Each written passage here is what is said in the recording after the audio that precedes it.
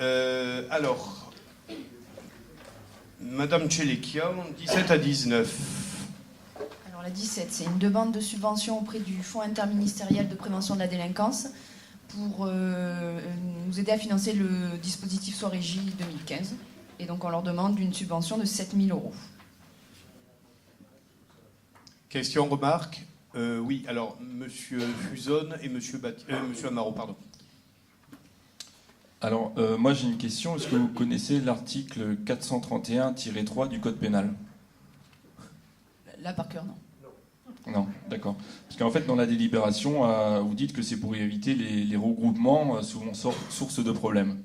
Donc en fait, il y a un article du Code pénal qui constitue un attroupement ou rassemblement de personnes sur la voie publique ou dans un lieu public susceptible de troubler l'ordre public, et un attroupement peut être dissipé par la force publique, par le maire ou un de ses adjoints. Donc au lieu d'appliquer la loi, vous proposez des activités comme des ateliers d'écriture rap, danse, hip-hop.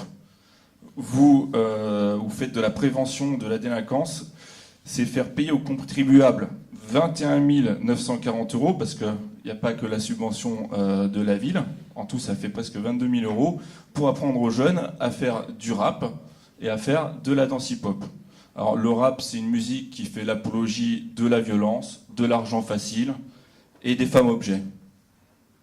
Donc ça n'a aucun intérêt pour les Pénois. Nous voterons contre, bien Monsieur entendu. Amaro, et puis tu répondras quand ? Bon, moi j'ai une question, c'est étant donné que très peu d'élus du Front National n'habitent pas la commune, c'est est-ce que vous avez déjà été voir un petit peu ce qui se passait aux soirées J ? Moi j'y suis allé depuis de nombreuses années, et oui, les jeunes apprennent à danser sur du rap. Ben, écoutez, moi je préfère qu'ils soient à Jean Roure à danser sur du rap plutôt que de me dessiner des graffitis sur le mur en face de chez moi. Ce qu'il ne faut pas oublier de rappeler, c'est que ces soirées-là permettent d'encadrer des jeunes qui, de toute manière, sont dehors. Parce que les parents ont lâché prise. Donc qu'est-ce qu'on fait ? On les laisse dehors ? On les laisse dégrader le mobilier urbain ? On les laisse cambrioler ? Ou on les prend en charge et on les met dans une salle afin de leur faire profiter d'activités ? Donc moi je préfère payer 21 000 € pour divertir des gamins au lieu de payer 100 000 € pour supprimer des graffitis et puis réparer le mobilier urbain. Donc les soirées J, c'est une des grandes réussites de la commune. Donc il faut le continuer. Il ne faut pas écouter 3 élus du Front National qui arrivent avec un texte fait par le National, même si on est des fois d'accord sur de nombreux sujets. Là, honnêtement, mettez-vous à la place d'un Pénois. C'est difficile de s'y mettre quand on n'habite pas la commune, je conçois, mais mettez-vous à la place d'un Pénois qui préfère payer 21 000 € pour faire des activités aux jeunes plutôt que de payer des dégradations. J'aurais une question concernant cette délibération-là. Je récupère juste la date. Le 5 décembre, il y a eu un conseil de prévention de la délinquance en mairie. En tant que conseillers municipaux qui travaillons encore une fois pour le bien de la mairie, et la preuve c'est qu'on appuie cette délibération, on n'a pas du tout été mis au courant de cette réunion-là. Pourquoi ? Je trouve que même si on n'est pas dans la majorité sur ces sujets-là, on est entièrement d'accord avec vous. C'est des projets qu'il faut continuer. Mais encore une fois, on nous tient au courant de rien. Donc, un, pourquoi on n'a pas été mis au courant de cette réunion ? Et deux, est-ce qu'il est possible, du coup, d'avoir accès au compte rendu de cette réunion afin qu'on sache les prochains projets que vous allez mettre en place sur la commune et qu'il va falloir appuyer, parce que ça, ce sont des projets à appuyer, puisque bénéfiques pour les Pénois, qu'ils soient petits ou grands. Je vous réponds pour le CLSPD parce que ça va aller très vite. Le CLSPD, c'est une instance qui regroupe un certain nombre de partenaires. Tous les partenaires qui travaillent en collaboration sur les thèmes de la sécurité et de la prévention de la délinquance. Et par définition, on n'invite pas tout le monde parce que déjà la table était pleine et on n'invite que les partenaires qui sont partie prenante là-dedans. Comme on n'invite pas tous les élus du conseil municipal, c'est pas que vous en particulier. Donc voilà pourquoi tous les élus ne sont pas conviés à cette réunion. Après, pour ce qui est du compte rendu... pas grand chose à cacher. Oui, parce qu'on comprend qu'il n'y ait pas de place, il n'y a pas de problème. Mais qu'on nous dise, voilà, il y aura un conseil qui va se réunir tel jour, vous ne pouvez pas y venir pour X raisons, parce que ça se conçoit que... On a vu la photo sur Facebook, effectivement, il y avait du monde. Par contre, qu'on ait au moins accès aux informations. On est là pour travailler avec vous sur des sujets qui sont importants. Donc si vous n'y donnez pas accès, c'est un peu compliqué. Ce qu'on fait en CLSPD, c'est rien de nouveau. Toutes les informations qu'on donne en CLSPD, c'était pour faire le bilan des actions. Donc c'est les actions qu'on a votées en conseil municipal, dont on a discuté en commission. Donc il n'y a rien de neuf qui a été donné ce jour-là.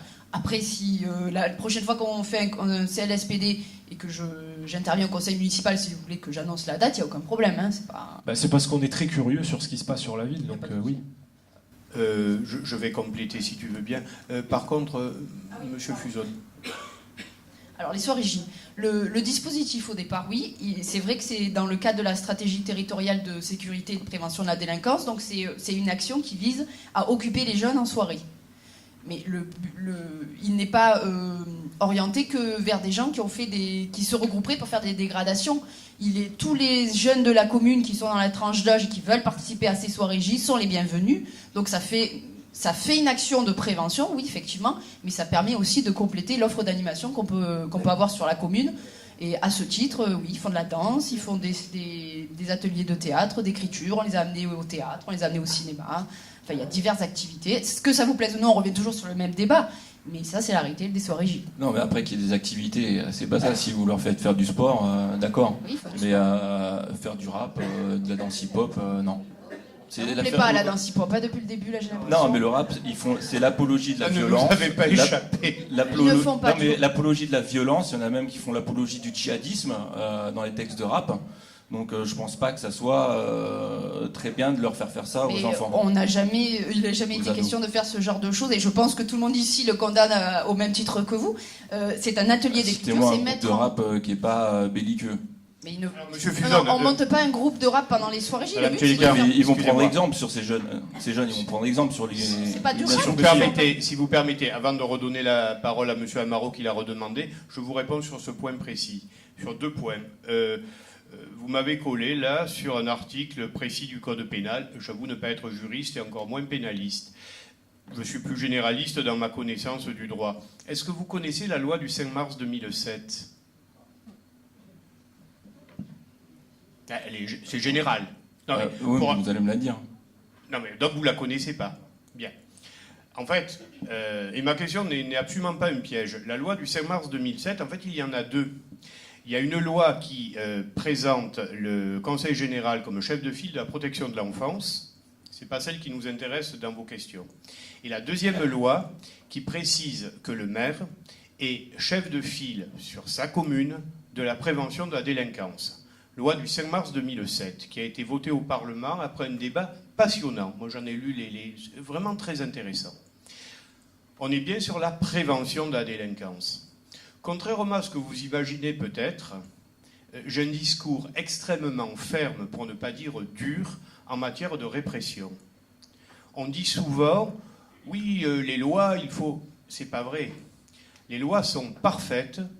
Le problème, c'est qu'on ne les applique pas suffisamment, y compris dans toute leur rigueur. Y compris dans toute leur rigueur. Ça, c'est pas le rôle du maire. Par contre, prévention de la délinquance, oui, c'est le rôle du maire. Alors, c'est quoi la prévention ? Prévention primaire, prévention secondaire. Prévention primaire, c'est s'occuper de jeunes qui n'ont pas franchi la ligne jaune et qui s'en sont peut-être un petit peu approchés. C'est les soirées J. C'est rare que je parle à la première personne, mais les soirées J, j'en revendique la création. J'en revendique la création, ça va faire 10 ans. Ça, oui, ça fera la 11e année. Ça fait 10 ans de bonne expérience d'une centaine de jeunes que l'on reçoit. Moi, je vous invite l'année prochaine, je n'ai pas pu y aller cette année, c'est la première fois. Je vous invite l'année prochaine à venir à l'après-midi de hip-hop à la salle Tino Rossi, ce qu'on appelle les battles.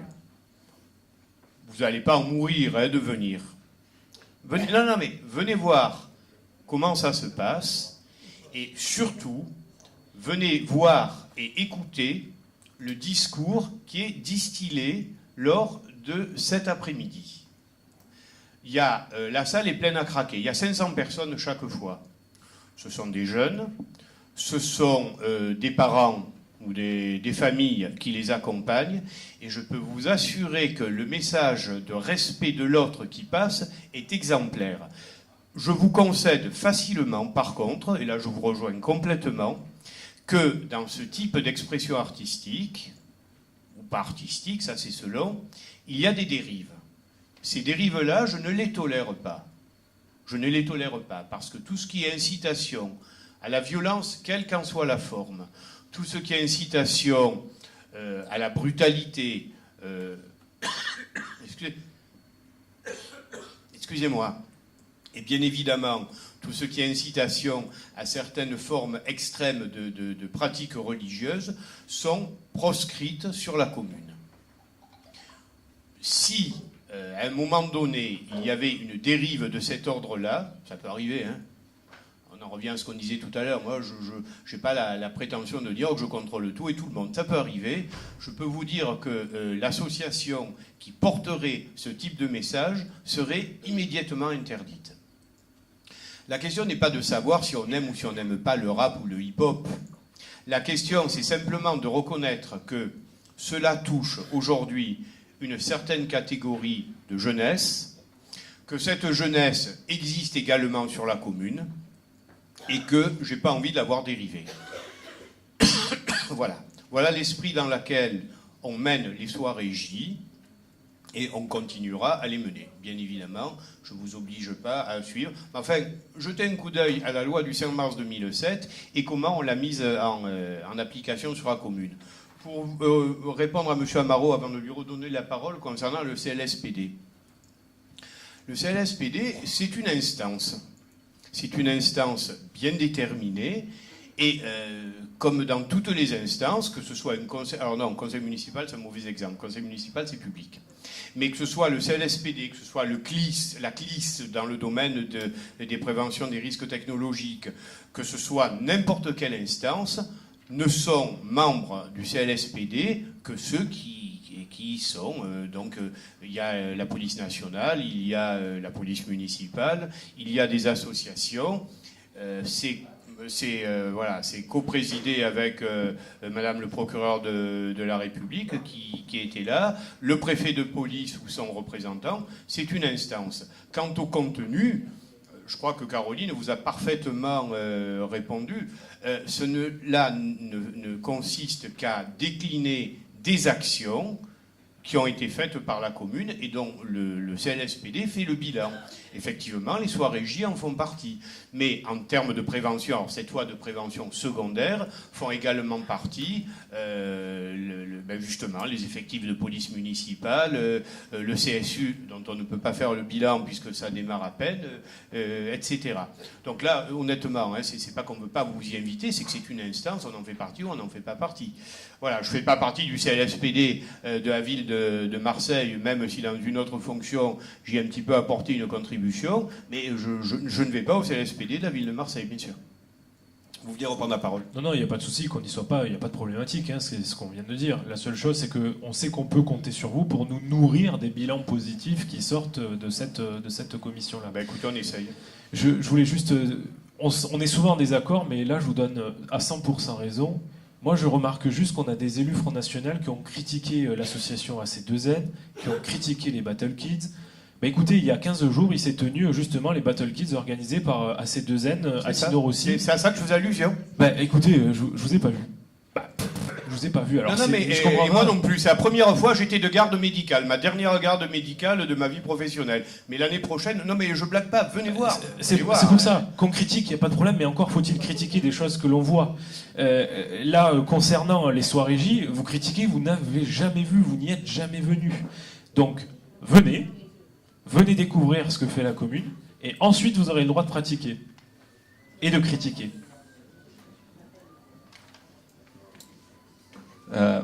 Jean-Marie Le Pen, dans les années 90, quand il parlait de la droite, il parlait de la droite saumonée. Maintenant, en 2014, on peut parler de droite écarlate. C'est sans doute un détail de l'histoire, monsieur Fuson.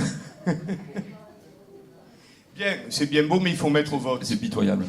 Alors, on en est où? On n'a rien voté, hein, de ça, 17 à 19. Alors, la 17 qui est pour, qui est contre, qui s'abstient, adopté. La 18 qui est pour... Non, attends, je ne l'ai pas rapporté. Ah, pardon. La 18, donc, c'est la même. C'est une demande de subvention pour le financement des soirées J. Mais ce coup-ci, c'est auprès de la région pour un montant de 8 000 €. Donc, même philosophie, qui est pour, qui est contre, qui s'abstient, adopté. Et la 19 ? Alors, la 19, c'est une attribution de subvention à l'association École des parents et des éducateurs, c'est-à-dire EPE, pour un montant de 2 000 euros. Question, remarque? Oui. Madame Guilbault. Donc, nous considérons cette association EPE comme une intrusion qui remet en cause la compétence des enseignants, qui discrédite et gêne de ce fait leur travail. 1h30 d'intervention, excusez-moi, je suis un peu enrouée, sur le temps scolaire, c'est 1 heure de perdu et c'est également trop peu pour aborder autant de problèmes, d'autant que présenté sous forme ludique, qu'en reste-t-il vraiment? Cet accompagnement n'accorde apparemment aucune confiance aux parents des enfants, passant d'un CM2 à une 6e, les estimant incapables de prévenir leurs enfants des possibles dangers. Cette volonté acharnée de prévention devient inquiétante. Elle peut en effet déstabiliser et devenir source d'appréhension, voire même de peur sur certains enfants. La liaison école-collège est mise en place par l'Éducation nationale qui met à disposition des enseignants les outils nécessaires à cet accompagnement, stages, formation, passerelle, concertation, etc. Le côté financier de cet accompagnement est donc bien couvert par l'Éducation nationale. Le montant total de cette subvention, soit 5 662 €, nous semble être une dépense de confort, pour ne pas dire voluptaire, qui évite de prendre certaines responsabilités en se retranchant derrière une armée de psychologues. La commune n'a passé aucune convention avec l'EPE. En a-t-elle passé avec l'Éducation nationale? Merci de nous le confirmer. Je terminerai en disant que dans le cadre de la stratégie territoriale de sécurité de la prévention et de la délinquance, et plus précisément dans le registre éducation, il est fait mention d'absentéisme scolaire, de décrochage scolaire, de prévention de dysfonctionnements divers, d'actes de malveillance, de violence, de raquettes aux abords des établissements scolaires. Nous sommes loin de cette délibération, demandant une subvention pour une action ludique concernant l'accompagnement pour faciliter le passage d'un CM2 à la 6e. Notre groupe votera logiquement non. Alors, c'est bon? Alors, si je vais reprendre point par point. Vous dites en premier que cette action... Pardon, Nathalie, c'est sur ce sujet? Alors, peut-être Madame Fabre-Monton avant et Caroline conclut. Oui, donc je voulais prendre la parole parce que justement je suis concernée par la délibération à plusieurs titres. D'une part parce que je suis enseignante et d'autre part parce que je suis mère d'une enfant qui est actuellement en CM2 et qui va passer en 6e à la rentrée prochaine. Eh bien moi je considère, et je suis parent d'élève, je ne me sens pas du tout agressée par ce type d'intervention parce que parfois les enfants, eh bien ils ont besoin d'entendre autre chose que ce que leur disent les parents parce que ça leur permet de voir que les parents, eh bien, ils ne leur disent pas que des choses forcément qui peuvent remettre en cause, que d'autres enfants peuvent leur dire ben non, c'est pas vrai, etc. Donc c'est bien d'avoir plusieurs fois le même discours. Ils ne vont pas forcément du tout en sens inverse. Donc ça n'est pas pour moi une remise en cause des parents d'élèves. Et ensuite apprendre des choses même graves de façon ludique, je pense en tant que pédagogue que c'est comme ça que les choses, on les apprend parfois le mieux et dont on s'en souvient pendant longtemps. Je me permets de vous répondre que je n'ai pas parlé d'agression, juste d'une intrusion. Et deuxièmement, j'ai également une fille qui est institutrice. Donc je sais un petit peu de quoi je parle. Ah mais oui, mais entre vous et elle, c'est une grosse différence. La génération est différente. Non, toi, c'est pas vous qui êtes institutrice. Oui, mais je peux en parler avec elle aussi. Ah d'accord, donc moi je Alors parlons-en. de vos compétences professionnelles à ce moment-là. Non, pas ce genre de dialogue, s'il vous plaît. Bon, alors, petit 1, vous parlez d'intrusion dans le travail des enseignants et de l'Éducation nationale. Cette action, donc un abord théâtralisé et qui fait suite à un débat sur le passage CM de 6e, c'est une action qui a été plébiscitée lors de la réunion de rentrée par tous les enseignants de la commune, qui avaient pu y accéder l'année dernière. Donc intrusion au niveau des enseignants, je vois pas le problème. Ensuite, si on va un peu dans les détails, l'éducation nationale, il y a des programmes d'éducation civique qui sont mis en œuvre. Vous dites ça prend 1h30 du temps de l'enfant. Oui, dans l'heure et demie d'éducation civique qui est prescrit par semaine, tout ce qui est comportement collectivité, savoir se comporter dans un groupe, respecter le respect, etc., c'est au programme. Donc ce genre d'intervention cadre parfaitement avec les programmes et en plus rentre dans le créneau horaire, ce qui est parfait. Le côté ludique, bon, on va pas vous cacher qu'avec des enfants de 10 ans, effectivement, dès que c'est un petit peu ludique, c'est plus facile pour eux et ça rentre mieux. Donc c'est un abord du thème qui est parfait. Ensuite, bon, je ne vais pas revenir sur les parents, puisque bon, voilà. Ensuite, vous parlez que l'éducation nationale finance déjà une liaison école-collège. Alors là, vous méprenez parce que ce n'est pas la même chose. L'action que nous, on propose, c'est en direction des enfants, pour un petit peu discuter des peurs, des craintes qu'ils pourraient avoir, ou tout simplement des questions qu'ils se posent sur le collège. Ce qui est financé par l'éducation nationale au niveau de la liaison école-collège, c'est pour les enseignants. C'est tout ce qui est pédagogique. Les enseignants de CM2, effectivement, se rendent quelques fois par an au collège pour en discuter, mais c'est uniquement pédagogique. Ça n'a rien à voir avec les enfants. Enfin, du moins, leur ressenti. Donc, c'est pas du tout le même genre de moyens. L'éducation nationale, malheureusement, ne met pas en place ce genre de financement pour les enfants. Et ensuite, en ce qui concerne l'absentéisme et la violence, je pense que, parallèlement à cette action, l'école des parents travaille justement en partenariat avec les parents pour essayer de résoudre ces problèmes, des problèmes qui peuvent se créer au sein de la cellule familiale ou tout bonnement dans le cas des enfants. Et ensuite, ils travaillent également en partenariat avec le collège, puisque c'est eux qui leur prescrivent la plupart des enfants des parents qui viennent les consulter. Donc c'est une action qui est vraiment bénéfique et qui est vraiment plébiscitée par l'ensemble de la communauté éducative. Donc voilà. Je terminerai juste en vous disant que cette association EPE est agréée certes par l'ADAS, par le ministère de la Jeunesse et des Sports, par la DRTEFP, Direction départementale et régionale du travail, de l'emploi et de la formation professionnelle, mais pas par l'éducation nationale. Ben c'est par ce biais-là que c'est nous qui les faisons intervenir. Oui, l'association n'est pas agréée. Oui, puisque c'est pas l'éducation nationale qui la sollicite, c'est nous qui la sollicitons pour intervenir. Je vous rappelle que pour qu'elle puisse intervenir dans le sein d'une école, il faut que l'IEN, c'est-à-dire l'inspecteur de l'éducation nationale, ait donné son accord. Ça vaut agrément. S'il est contre, il refuse et la personne ne peut pas rentrer. Monsieur Olaf, je crois. Ofal. Après l'avoir questionné, il ne connaissait pas cette association. Il ne connaît pas cette association qui intervient depuis 2 ans dans ces écoles. Ça m'étonne de lui quand même. Bon, enfin... D'autant qu'il était il était à la réunion de rentrée, il était là quand tout le monde a plébiscité l'action. Donc je vois pas comment il peut vous dire qu'il connaît pas. Mais bon, passons. Il peut avoir un moment d'absence, ça peut lui arriver. Voilà. C'est un vieux je débat. vous demande de me croire. Madame, c'est un vieux débat. Moi, je ne veux pas alimenter la polémique. Le problème de l'éducation des enfants est quand même devenu d'une rare complexité. On n'élève plus un enfant aujourd'hui, comme c'était le cas il y a 40 ans, et je le regrette. Non, mais je le regrette. Moi-même, j'ai une fille enseignante. Bon.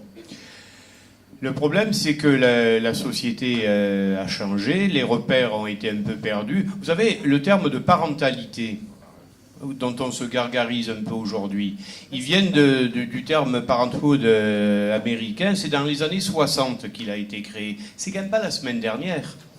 Il y avait déjà une prise de conscience d'une certaine évolution de société. Je la déplore. Mon rôle, et je reviens à ma loi favorite là, du 5 mars 2007, parce que c'est le cadre légal de ce que l'on demande de faire à un maire, c'est de faire de la prévention. Encore une fois, je ne remets pas en question toutes les actions qui relèvent du devoir régalien de l'État. Au contraire, je les encourage. Moi, j'essaie, aussi modestement que possible, de faire de mon mieux ce qui est mon rôle de maire, c'est-à-dire d'être sur le volet préventif. Accompagner des enfants qui passent de CM2 en 6e, c'est accompagner des enfants qui sont parfois, passez-moi l'expression, largués, par des parents qui n'y arrivent plus. Alors, pourquoi les parents n'y arrivent plus? Je ne vais pas faire le procès de la société, c'est un état de fait, c'est comme ça. Famille monoparentale, enfin, il y a plein de bonnes ou de mauvaises raisons, mais c'est comme ça. Nous avons des outils, de gens qui ont des compétences, que ce soit des éducateurs de jeunes enfants, que ce soit des psychologues, que ce soit des sociologues, que ce soit des éducateurs spécialisés, qui nous fournissent des prestations. Je les mets en place et je comprends parfaitement que vous puissiez ne pas être d'accord, mais c'est le jeu de la démocratie. Je suppose que dans les villes dont vous avez la responsabilité, ces actions ne se font pas ou ne se font plus. Ben, écoutez, on verra le résultat de tout ça à terme. Nous, on essaie de maintenir encore un lien de cohésion sociale sur la commune, y compris dans des domaines qui sont de ma compétence de maire, je le revendique. Donc voilà, je crois qu'on a largement débattu, mais il faut à un moment donné passer au vote. Pardon. Donc pour la 19, qui est pour? Qui est contre? 3 contre, qui s'abstient? Adopté. Merci, Madame Tcheleka. Monsieur Sanchez. Oui, donc, excusez-moi. Enfin, je vous prie de bien vouloir m'excuser, mais je dois aller travailler. Nous l'avons enregistré, il n'y a pas de problème. Sur un navire, et il y a une personne qui m'attend. Donc je donne mon pourvoir à partir de à la Monsieur veille. Fusone. Parfait. Merci beaucoup. Bonne soirée. Merci.